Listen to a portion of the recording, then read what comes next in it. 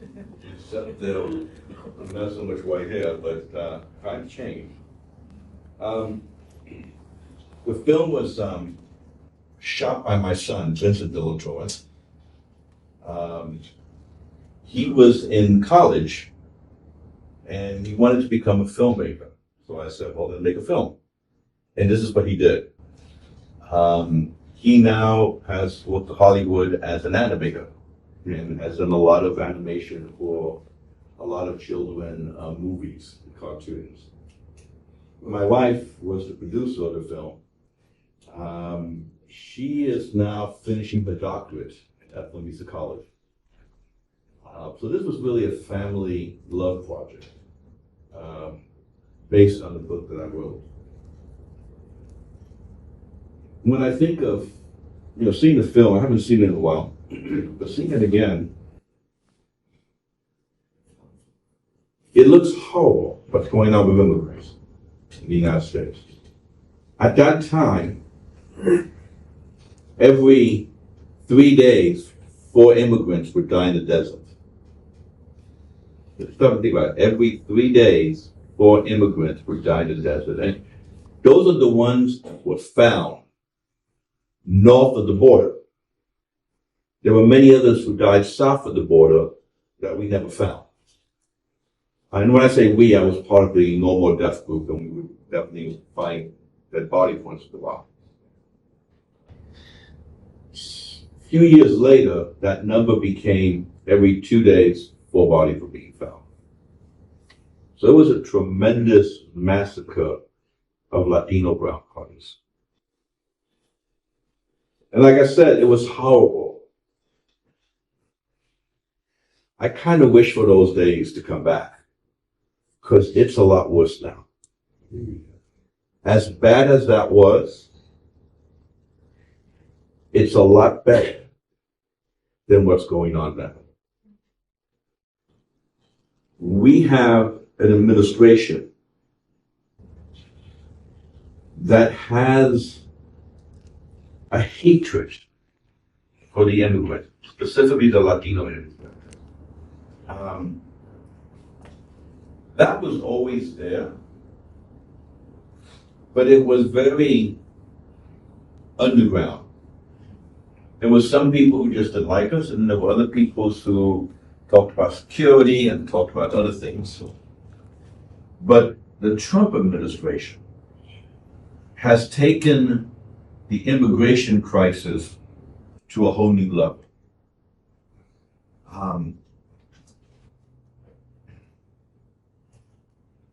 When I was filming this, I never felt fear for myself as a Latino. I do now. I am afraid to be in the United States, because in the minds of the authorities, I am illegal until proven otherwise.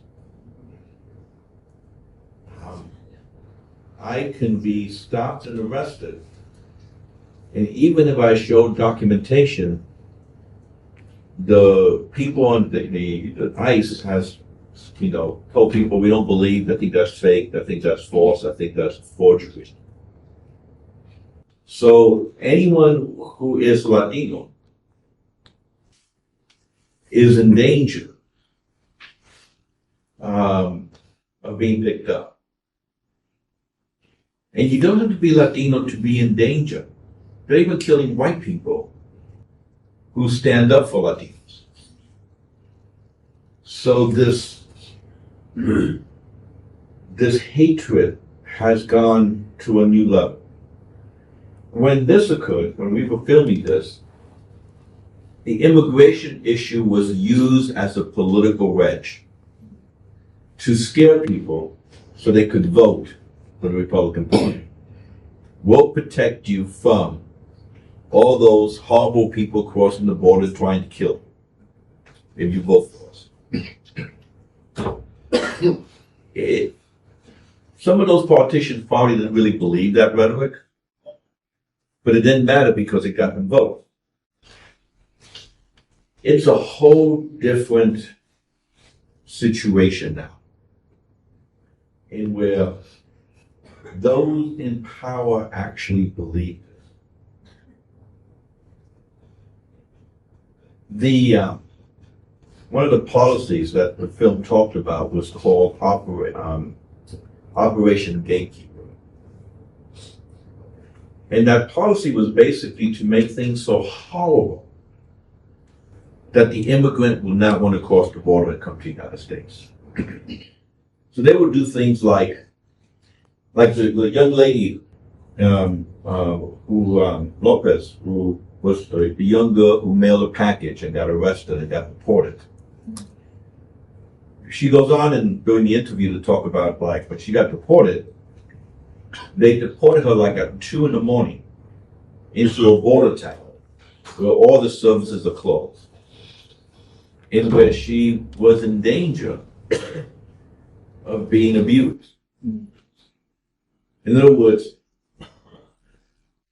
they make it that horrible.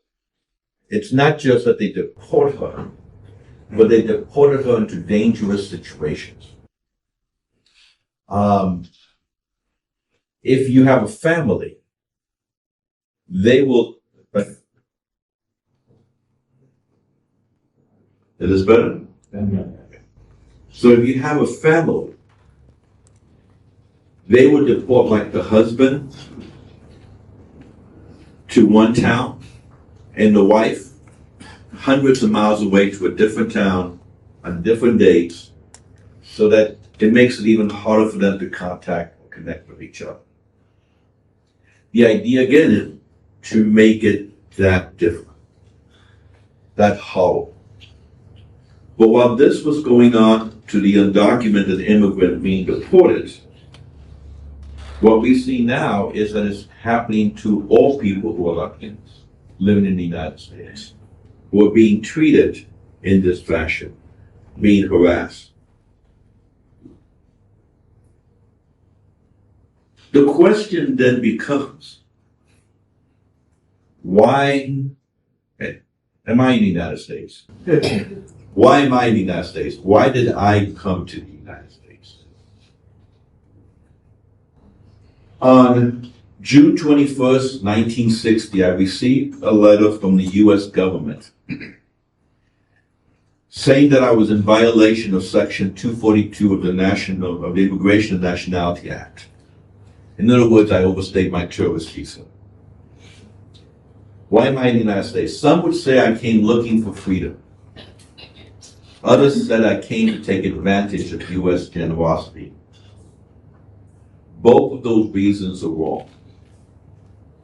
The reason I went to the United States was because of the three necessities of life: sugar, tobacco, and rum. In other words, these are the exports of my country. And the U.S. attempt to capture these exports, to take over these exports through colonial and imperialist manners, is what caused me to go back to the United States.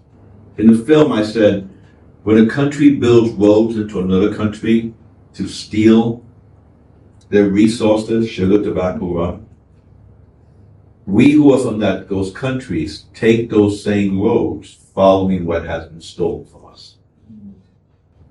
The reason I'm in the United States was because of what the film talked about, this gunboat diplomacy. You have to realize that during the 1900s, during the last century, the United States invaded one of the countries in the Caribbean 21 times during that 100 years. Plus 26 covert CIA operations to overthrow governments. That means that over the last century, 47 times the United States went into another country to change its government so that the would be more accessible to the business interests of U.S. corporations. That's almost once every other year. That kind of imperialism is what created this atmosphere of us in Latin America not being able to build up our economy and forcing us to become immigrants to the very country that was stealing our resources.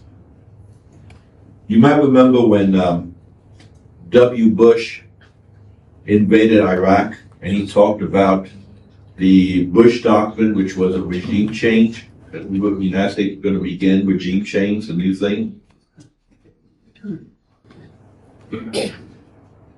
It wasn't new. It was occurring in the United States. It was occurring in the Western Hemisphere for over a century. The country I come from is Cuba, and I want to use that as an example. For 30 years, from 1868 to 1895, we were fighting the colonial powers of Spain to create our own country, our own sovereignty. We fought 3 wars. We lost 2 of them. The first 2 we lost. And we continue fighting for our independence from Spain. The last fight, in 1895, for the first time, we were winning.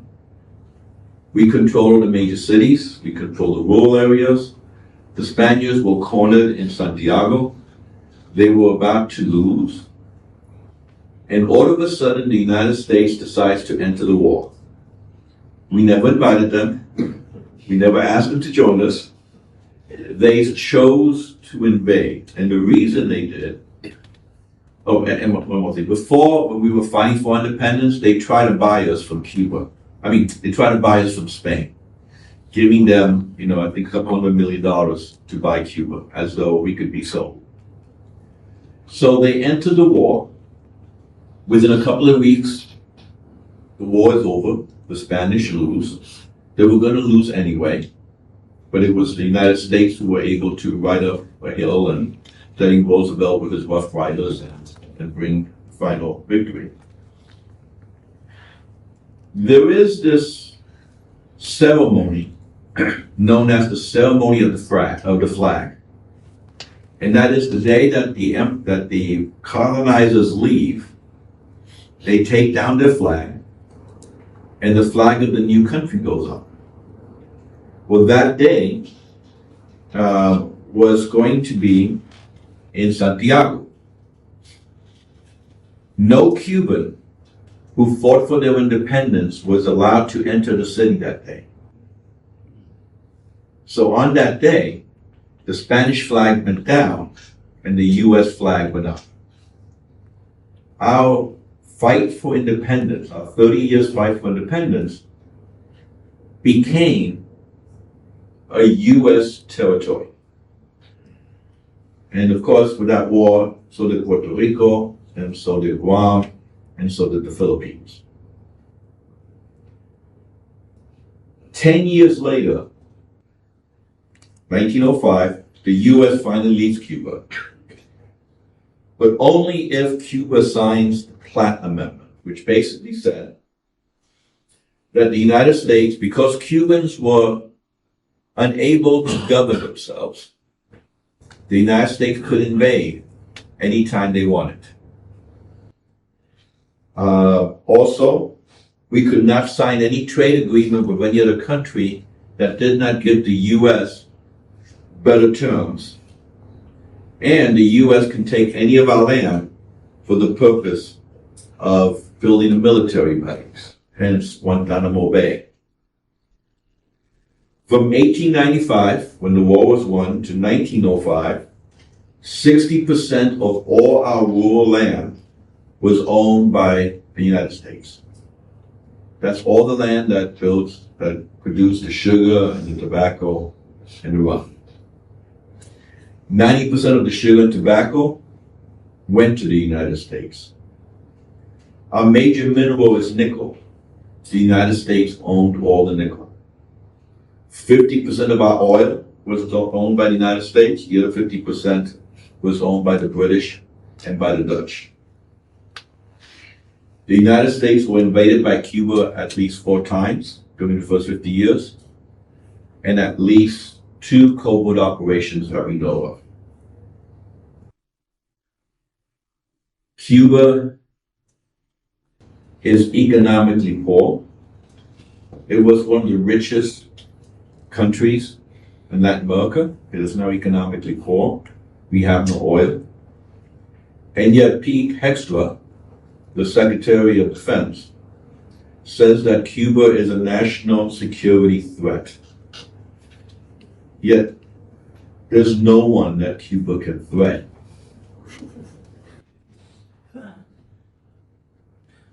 The reason I'm in the United States is specifically because of this history. That's why in the film we spend so much time in the beginning talking about the history. Because if we don't understand the history, we don't understand why so many Mexicans, so many Cubans, so many Latin Americans are in the United States. Excuse me. As I began by saying, I am afraid to live in the United States.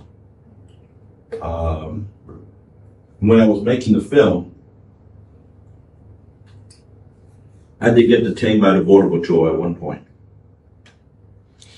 And even though they let me go, for the next 10 years, I was audited by the IRS, by the tax agency, and gone through a whole bunch of stuff.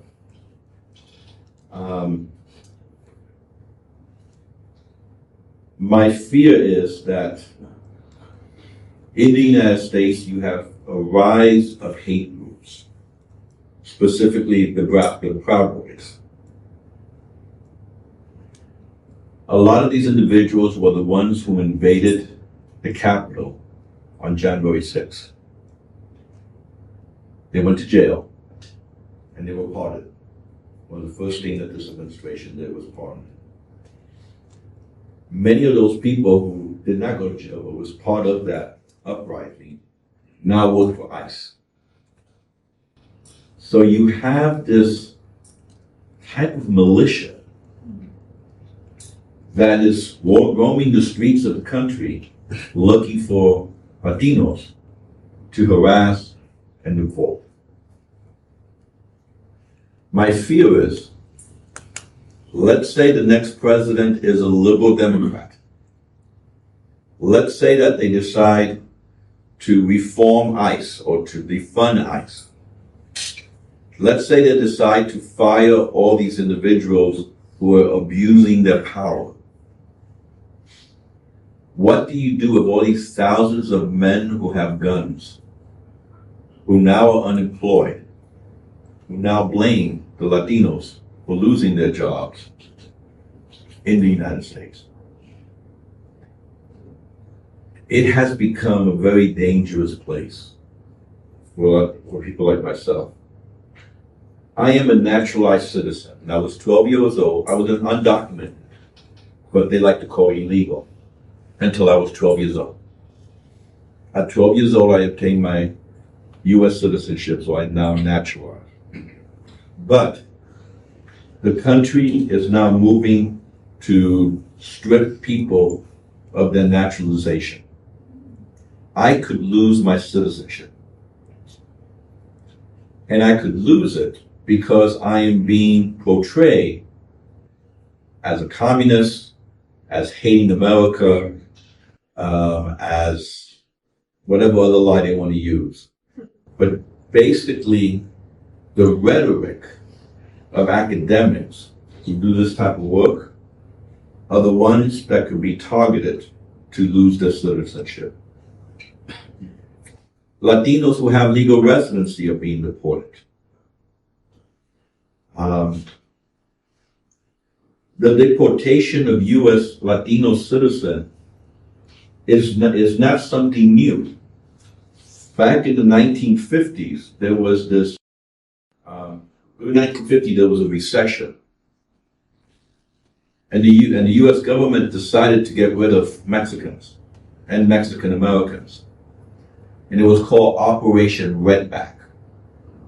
And what they did was they rounded up anyone who looked Latino, many of them born in the United States, many of them with United States citizenship, and they got deported anyway. So this is not something hypothetical. It already happened in the past. And I fear it was going to happen again. So, how do we move forward? Many well-meaning Christians in the United States talk about we need to show an ethics of hospitality. In other words, we need to be hospitable to the immigrant among us. The problem with hospitality is that it assumes you own the house. And because you own the house, out of your generosity, you're going to allow me to live in your house, as long as I follow your rules. But the fact is that house is stolen. That house was stolen from the indigenous people of the United States that lived in that land. And that house was built with the stolen material of my country, my tobacco, my sugar, my rum. So, I'm not interested in this ethics of hospitality. What I want is my house back. What I want is what was stolen to be given back. The issue is not what how do we show hospitality to the alien? The real question is, what do we owe the alien for everything that we have stolen from them? For everything that we have taken from them?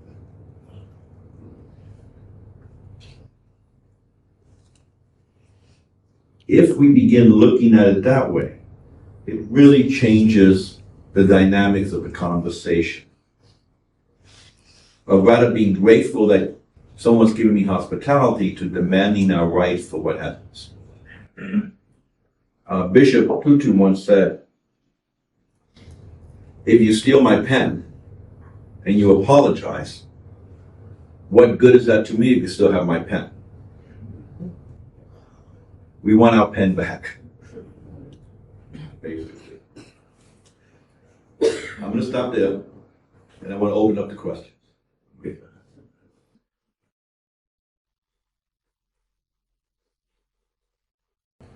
While you're all thinking about some very deep and incisive questions, shall we give a big round of applause?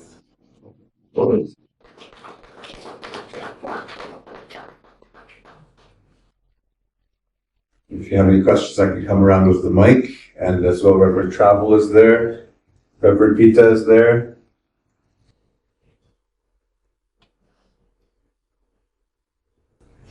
I have a question to start. Okay.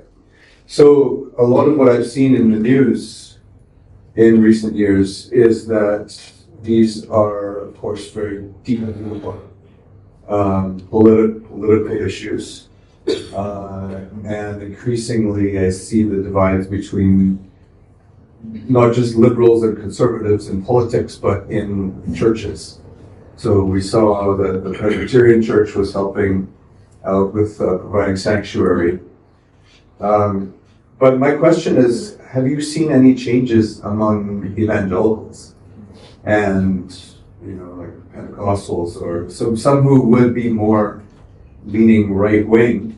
Are there signs of change where people are starting to read their Bibles and to see that actually, we have a duty of care and we have a responsibility to the stranger among us, and to actually think along the lines more of the Hebrew prophets? When I've been on the desert, and I spent a lot of time in the desert, we have a camp in the desert, and we show some of the pictures of our camp. And we have a camp and we provide medical aid, water, food, medicine. And that's open to anybody. Everybody could come and, and help out and volunteer. So I've taken students there, and I've done that a great deal. The people who are mostly there are anarchists, non-Christians, people who reject Christianity.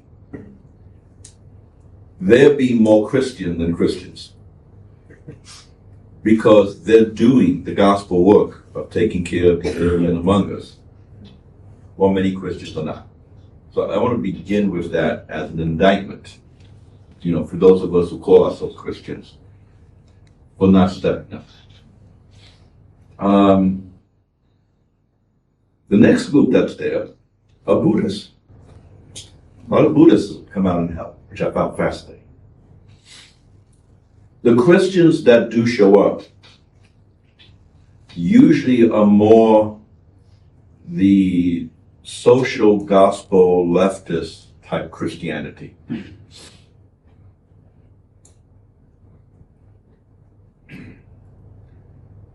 I don't think I've ever met an evangelical in the camp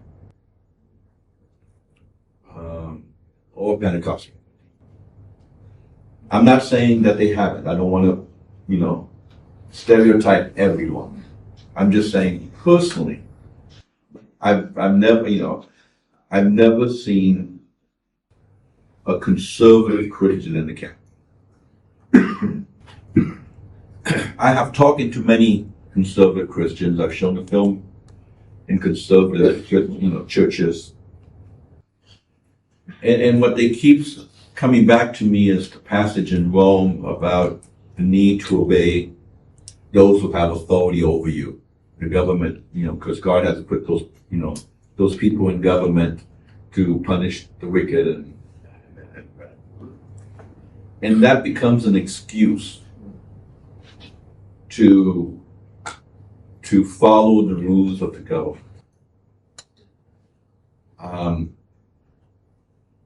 not sure what Bible they're reading, if I'm honest. But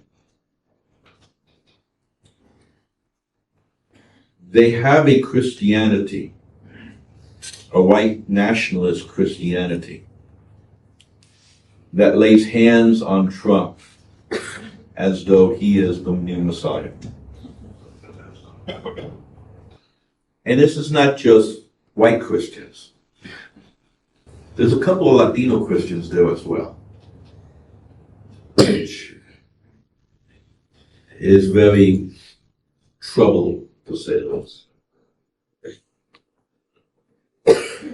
And just one more thing I do want to say. Trump is horrific when it comes to immigrants. So is Obama. Don't get me wrong, I voted for Obama, but he deported until Obama, he deported more immigrants than anyone else. He began the prisons for children. So it's more than just a liberal conservative issue. There really is this anti-immigrant sentiment that goes to both parties. Biden didn't really do anything for the immigrants. The only president that really tried to do something for the undocumented was W. Bush, which I voted against, but still, he's the only one that tried to do something for the immigrants. And that's because he was from Texas, I guess, and he was more familiar with the situation, I guess. But if I'm going to be honest, he was much better than Obama or Biden when it came to immigrants. Of course, like I said, Trump has taken this to a whole new level.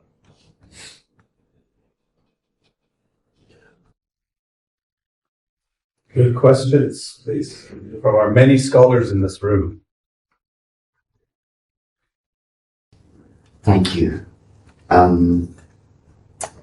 There are lots of things that are taking place behind my back, which brings to the question of, is it okay to live our lives in fear, as you have, transparently testified on that. The memories of generations that are being colonized and recolonized, the values that are being erased, the artifacts have now become, items in the museum and in the libraries, and they are deep torn in each one of us sitting in this room, especially me. How do we, as individuals and communities in that torn, can we move forward from your experience? Thank you.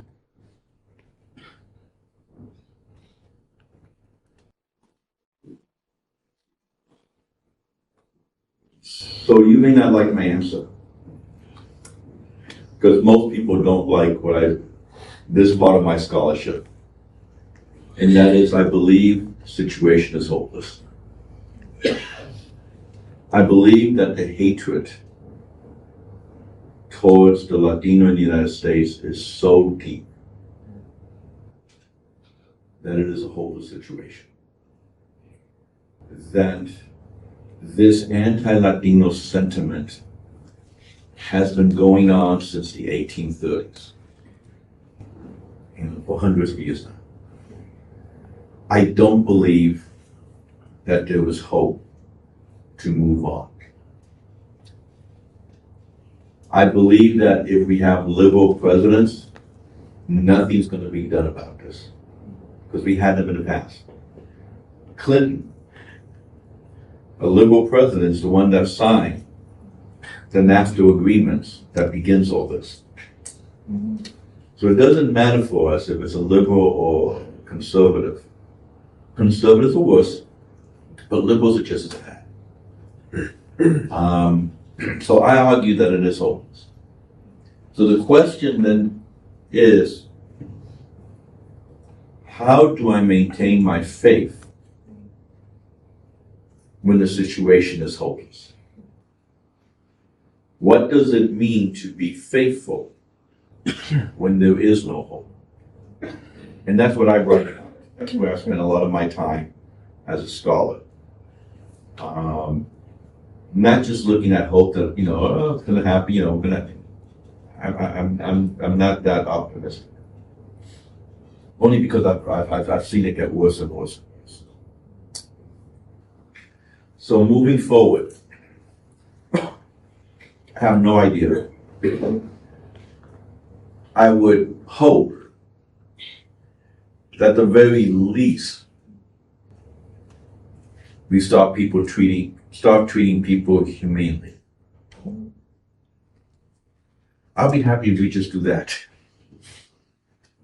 If we stop killing people.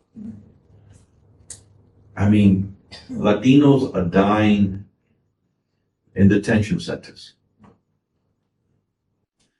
That if a person needs medicine, we give it to them.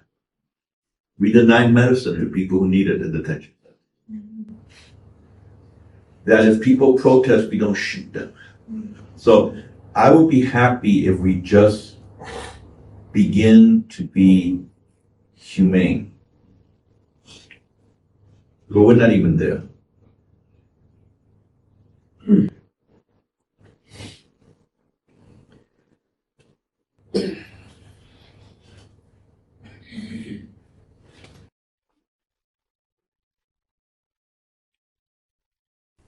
Thank you, Dr. Brian, and also thank you, Professor Miguel. I think that anyone in this room watching this video you so valuably shared with us, I couldn't help but feel rage, and also, just can't understand the lack of humanity. And I think that's what sits at the center of this crisis. You rightfully called it a human crisis. And what resonated was one of the speakers on the video said, talked about the "this is mine" attitude without the responsibility of really caring. For example, just taking the land and not caring for it. And that resonates strongly for us at PCU, especially this conference, this really powerful conference that has come out of, which is all about leadership. What does good leadership look like? It's certainly not ownership, it's custodianship. And so what was really clear from the commentary was this greed and pursuit of ownership instead of elevating and honoring custodianship. The other comment that resonated was the church is asleep. And so we're talking about what does good leadership look like. The other question is, what does a good Christian look like? In terms of what we can each do in our own small or big way to ensure that these harms, these crimes are not perpetuated. And whilst you talk about, in the video, this is happening on the border, and it's severely impacting Latinos in America, we think about us here in the Pacific, and we are not free ourselves from these types of prejudices and harms within our own societies. And so we ask the question here, what is the church doing? The church is asleep. What can we do more as Christians to help each and every situation where there is injustice throughout the world? I was going to ask a question to you, but I think you've answered it. I was going to ask, you spoke so eloquently about not wanting ethics in hospitality. You want your pen back. And so I was going to ask, what does that look like in practice? Your answer just now, that there's no hope, leaves me with this question. If there's no hope, then what are we living for? And there has to be hope. And I think that goes back to the humanity. It goes back to the real leadership, the real Christian, and what each of us can do in our own individual, collective way to address and overcome these types of challenges. And I'm not thinking about this as an idealist, just as an individual. I'm a working mom, and that's my own claim to fame. And so when I think about my children, I always think of hope. And what can I do to ensure that I leave this place in a better situation than what we inherited? Thank you. So let me be very clear. If you have hope, all power to you. I'm not going to take it away. I'm talking with those who don't have hope. Those who are in the detention center. Who, because they don't have hope, many times do very self-harming things. And I'm trying to channel that energy to something positive, to a positive practice. Not to have hope is to realize you have nothing to lose. And when you have nothing to lose, it's when you become the most radical and most dangerous. So as an ethicist, I'm trying to get people to a point where they realize they have nothing to lose, therefore they need to become as radical as possible. So for me, it's more of a strategy. And in that, I don't fight for immigration justice because I think I'm going to win. I'm not. Neoliberalism, colonialism, they're 10 steps ahead of me. It's not going to collapse in my lifetime. I don't fight because I'm going to win. I don't fight because I'm going to get an extra ruby in my crown when I get to heaven. I continue the struggle because it defines not just the faith that I claim to have, but it defines my very humanity. So what not having hope does for me, it becomes very liberating.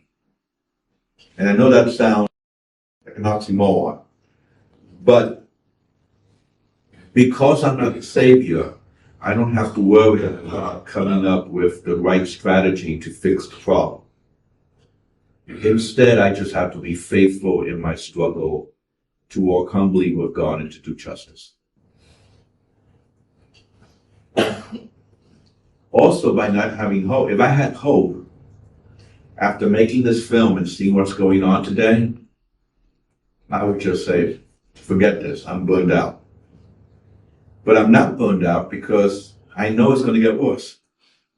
I know that the hatred is going to continue to increase. So I just keep struggling. Not in vain, but realizing this is my calling. This is what it means to be a Christian. And you're right, the church is asleep in the light. I have come to embrace the Jew, the Muslim, the atheist, the Buddhist, who is doing the work of justice as my brother and sister in faith, more so than those who call themselves Christians. And the reason being, when we all get to heaven, we're going to find out how wrong we were anyway, so I'm not interested in doctrines. I really don't care how you believe, what you believe. We all got it wrong. You know, we can't understand God and the mind of God. So what I care about is how your actions, how your praxis show me the faith you have. So that is where I put my energy. While many of my evangelical and Pentecostal friends are more interested in the correct doctrine and making sure we believe the right way.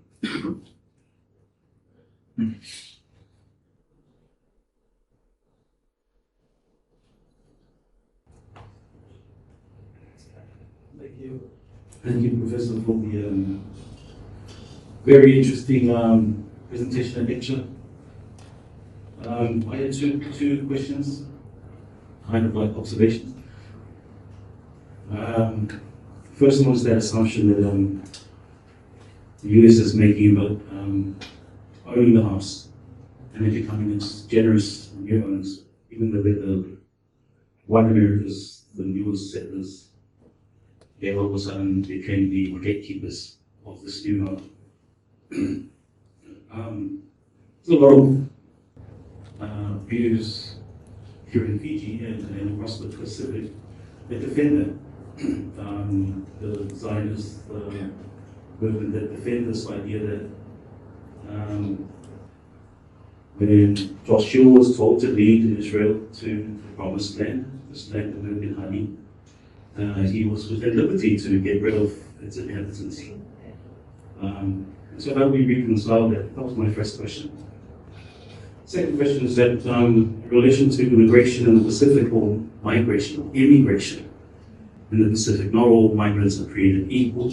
And many of our labor schemes or labor mobility schemes, seasonal work, in many cases voluntary. There are climate displaced. They do not like to be called climate refugees. There are those who are displaced because of climate reasons, but there are those who choose to migrate to the empire for their economic success, opportunities, things like that.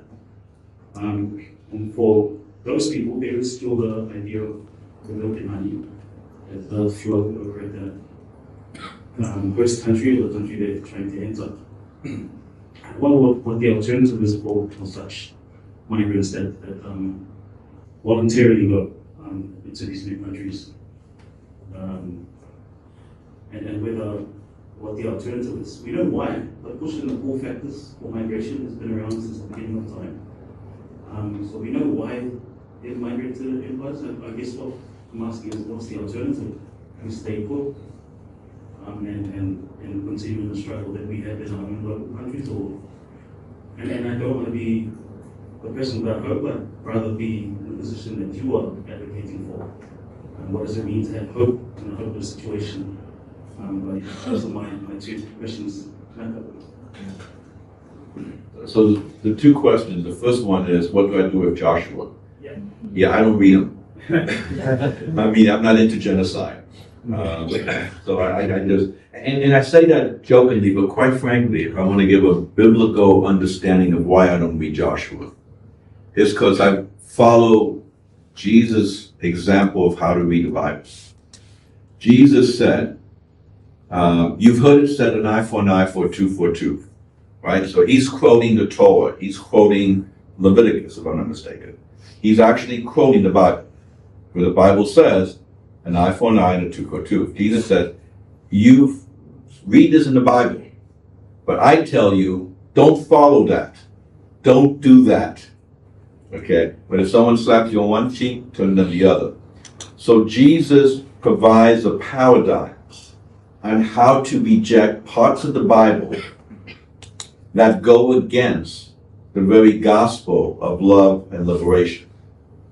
So when Jesus said, I have come to give life and life abundantly in John 10:10, I use that as my motto.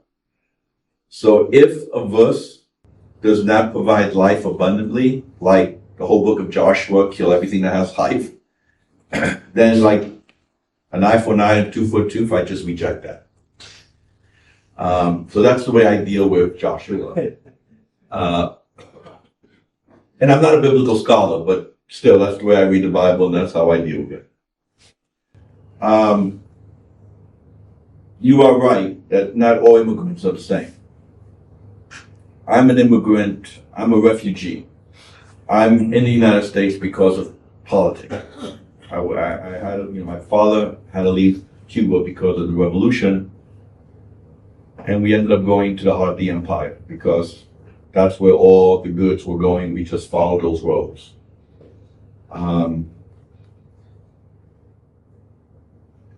that's, that's, I don't need to tell you this, that's, on the Pasifika sinking because of the actions of the global north. The horror is that they don't even realize that islands in the Pacific are sinking. They don't even know. I mean, most people in the United States would probably wouldn't even know what Pacific Islands are to begin with. And if they knew, they wouldn't even know that how climate change is impacting it because, excuse me, as the president keeps saying, climate change is a hoax. So, you're right. What else can you do but take those votes to the empire, where you're not going to be welcome, where you will be maligned? And that's part of my hopelessness. I mean, where's the other alternatives? I could go just one step further. It has gotten so bad for me in the United States that I'm planning to leave the empire and go elsewhere. So it's like, not what I want to do. I've said, I built my life there, but it's just, it's how the new power structures and the way the global structures are being designed, that they don't care about those who come from the global south. And it's tragic. It's just tragic. Boy, I'm such a uplifting speaker, aren't I?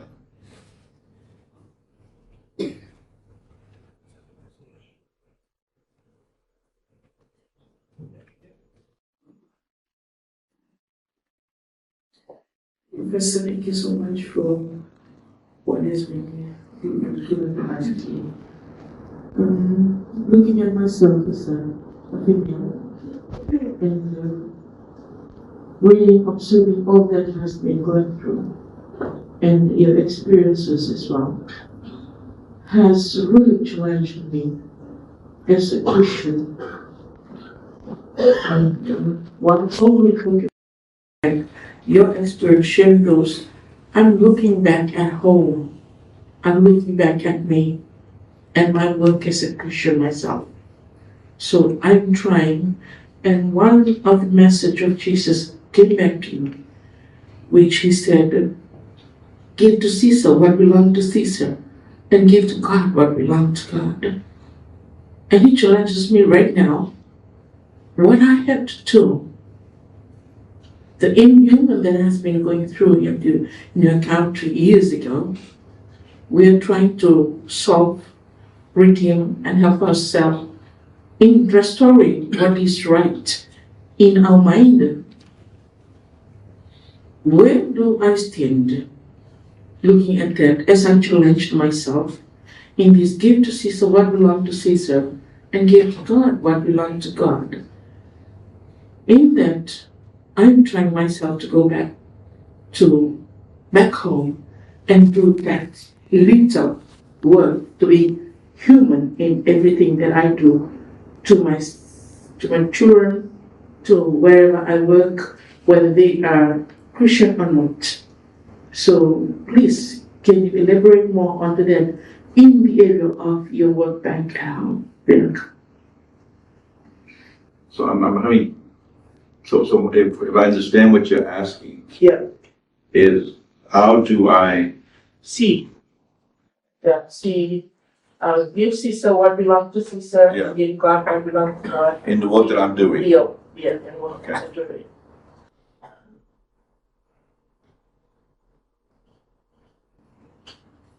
That's a good question. How do I give to Caesar what belongs to Caesar, and to God what belongs to God in this whole relationship? The problem is that Caesar is the one that caused the situation. And the problem is that if I'm going to give to God what belongs to God, then I have to then ask myself, what is it that God wants? And if what God wants, according to Micah, is to walk, to love God, to do justice, and to walk humbly with God, then what God wants is justice. So I'm going to give to God what belongs to God. Then I have to do justice, because that is what belongs to God. And if I do that, that puts me in direct opposition to Caesar.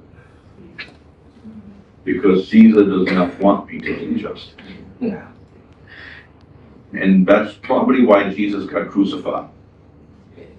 Because he was giving to God what belonged to God. Caesar could care less about me if I'm not a threat. But if all of a sudden Christians actually begin to live out the gospel, they will become a threat. And if they become a threat, they will be persecuted. Probably, don't get me wrong, I'm not into persecution.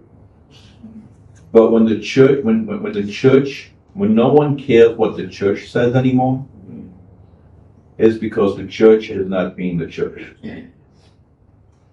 So, I guess to answer your question, to give God what belongs to God is to do justice. And to do justice is to stand with the alien among us. Which is not easy.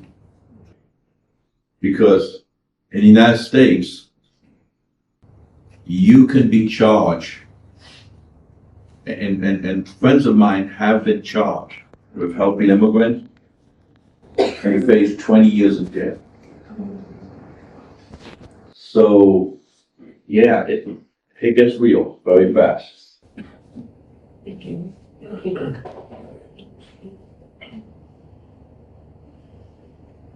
Hello, Professor.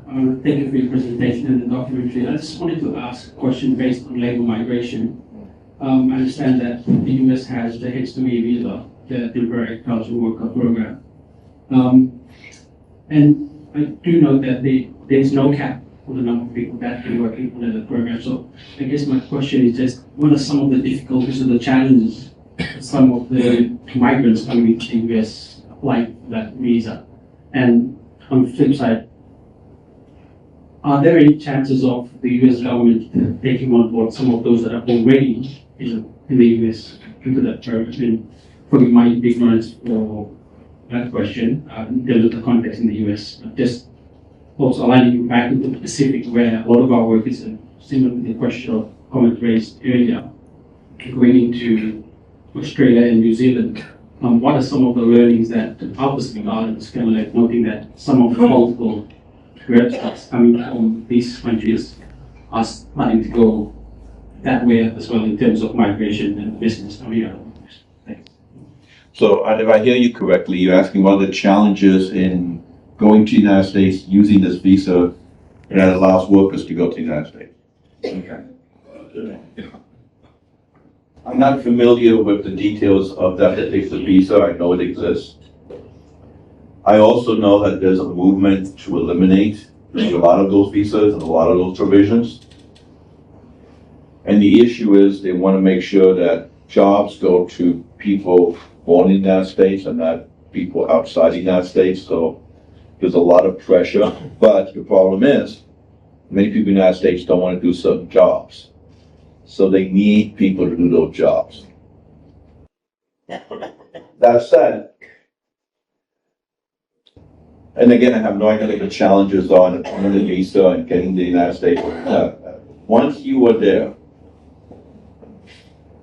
because you don't occupy a white party, you are seen as a threat. And because you're seen as a threat, you are treated as a threat. You will be stopped by the police more than a white person. And I'm just saying this, these are actual statistical numbers that we could look at. You're seen as a threat because the United States has a history of excluding those who are not white Europeans. But this administration has ramped that up even more. So I have no idea what the challenges are in getting the visa, getting to the United States. But I can tell you once you're there, even if you have a visa, even if you are legal, even if you have every right to be there, you will be seen as though you're not. And will be treated like white. We're the only country, for example, a lot of the people who come to the United States from Mexico end up working in agriculture, in the agricultural field. We're the only country that criminalizes the people who grow our food. You have to think about that.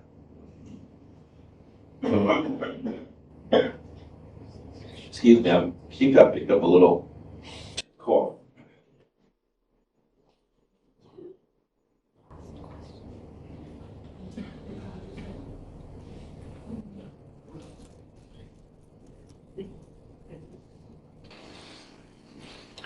Any more questions?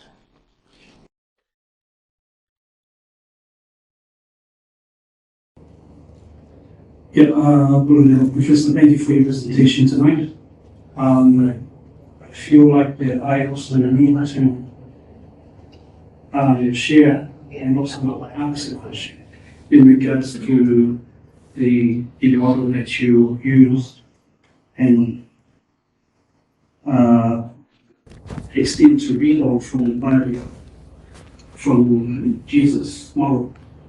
But first of all, I just want to share, as a young and old minister from our congregation back in France, I struggle with the struggle that you are struggling with. And so as a minister, that it is wide in the way that to see creation as a hope for this world. I struggle with your presentation tonight. The only thing that I can probably think of doing is just embrace your stories and embrace your presentation as it is, as you have just shared. It's vulnerable, it's very struggling, and it's very true because it's lived from your part. I guess something that I can share in regards to this is to that some way or other, however that is, there should be a way that will be revealed to how you can move forward from this struggle. Because I'm certain that we are not put here to stay in the struggles that we struggle with. That's according to my interpretation and understanding of God's creation. I ran a reconciliation counseling program back home, in the detention center back home, for young people that were put in jail for offending. And it's called the Smile Project. Smile Project, where the model of living a changed mindset from a struggling negative position to move to a more positive. And all it had to do was just smile. Smile. And in that smile, we talk about refocusing our mindset, remotivating and changing the mindset. And that was in 2021 and 22, before I came here. Today, I went back last year. There are no more young people in the detention center. Before that, they kept on reoffending. Why? Why was a Christian? And the reason why was because there's a better living situation in the jail system than there is outside. And so they come back out and they reoffend on purpose, just to go back in. So if I move from there, the model of love that Jesus showed us, and there's a part in the Bible that says, love thy enemy. Love thy enemy. However hard that feels, love thy enemy. How are we going to do it? No. It's however God sees them into you. And so, this idea of mutual contradiction, of having to hold two tensions together in harmony with love. Can that be a way? Thank you. Yes. And maybe this might be the last question, because I think I'm home. One more question, because I'm beginning to lose my voice. And Okay. First of all, if you struggle, or anybody struggles with anything I said, then my job is complete. One of the things that an academic should always do is make you struggle and make you uncomfortable and make you wrestle with ideas. And we all should leave struggling and wrestling with ideas. Secondly, you don't have, please don't agree with me. I'm wrong many times. I don't have the answers. Like you said, I'm just sharing my story and showing my struggles and how I am moving forward. For some people, hope is the way forward, and hallelujah. Not for me. I find more power in the hopelessness than I do in the hope.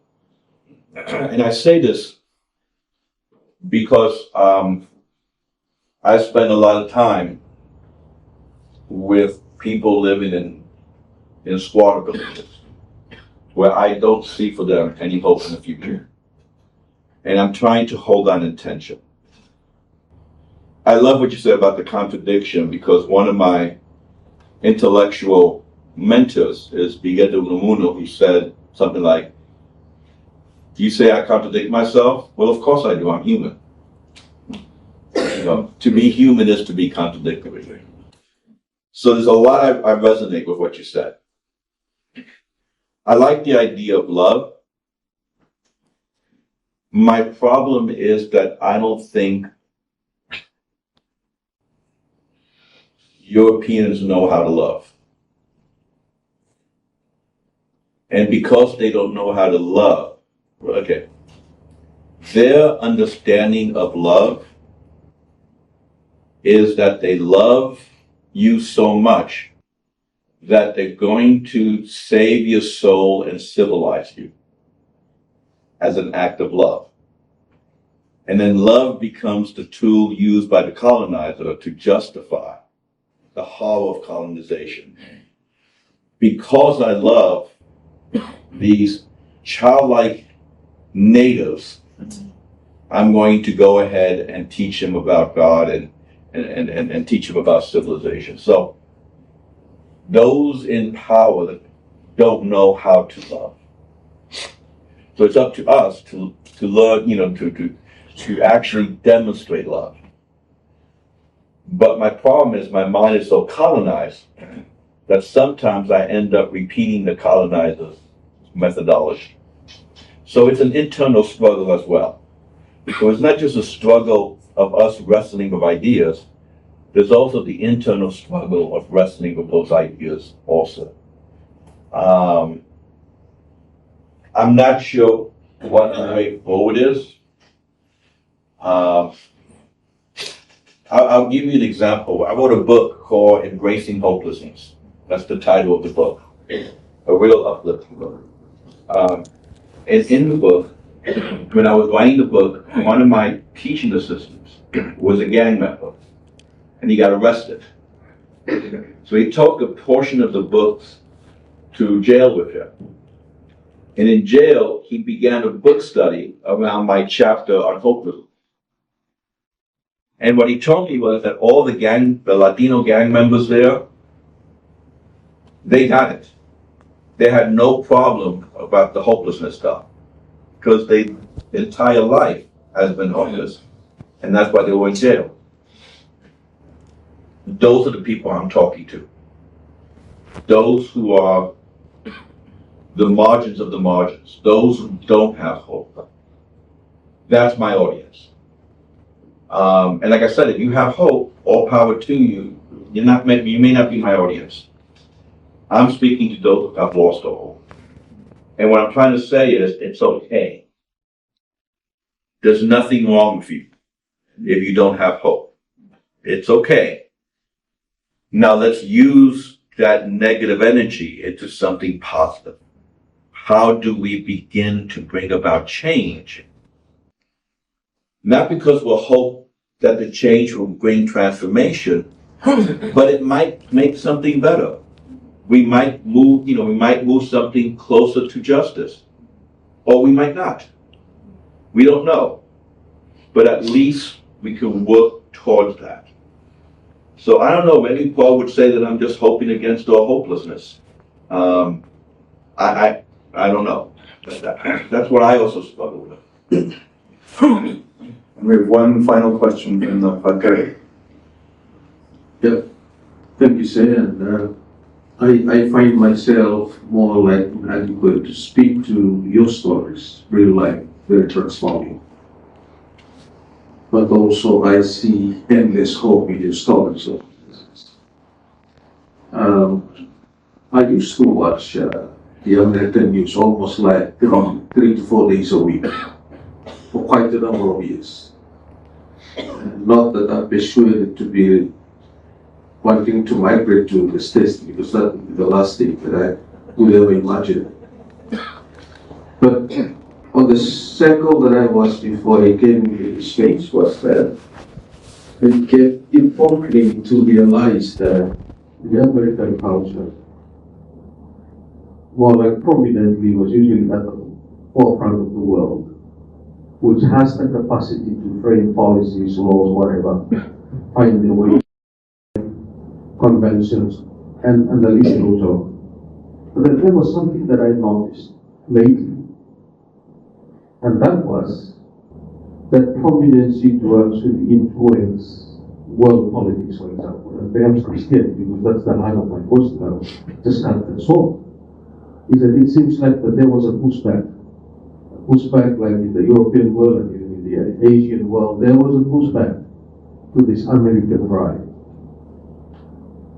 It seems though for me when I watch that some of these news is that almost every Republicans, or perhaps Democrats, they were talking Christians in the call of the Senate when he did in the House.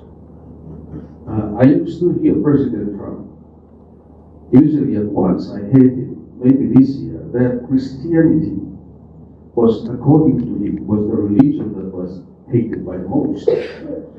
My question though is that seeking your wisdom to see where does Christianity take us too far? The essence, probably the epicenter of it all, your story tonight is about humanity.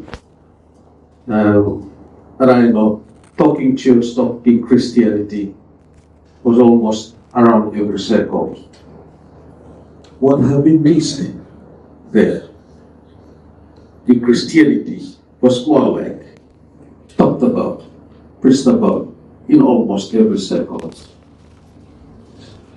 Yet, the reality on the ground speaks the otherwise.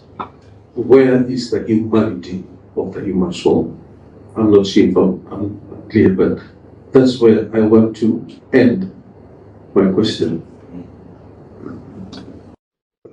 When Christianity is more concerned with, the personal piety of, keeping the Sabbath, dressing a certain way, not saying bad words, when it's more concerned with these, to live some kind of a pure life, as opposed to doing justice, it ceases really to be Christianity. For me, I really could care less what your personal piety is. Something about what all sinners anyway. Something about the tax collectors and the prostitutes are going into heaven before we are. So I'm not interested in personal piety. What I'm interested in is doing justice. Because that is how Christianity ceases to be around and just something to talk about on the side and becomes more centered.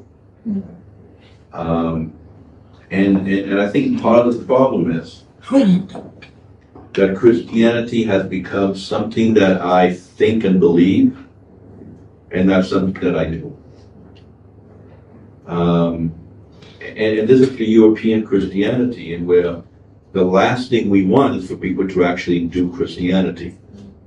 So instead we focus on having the right belief and not the right actions. Jesus said you will know they are Christians by how they love each other. So it's like, I'm not seeing that love among the church. Because that love is a love that brings about justice to all. And maybe on that hopeful note. Can we give it a big round of applause?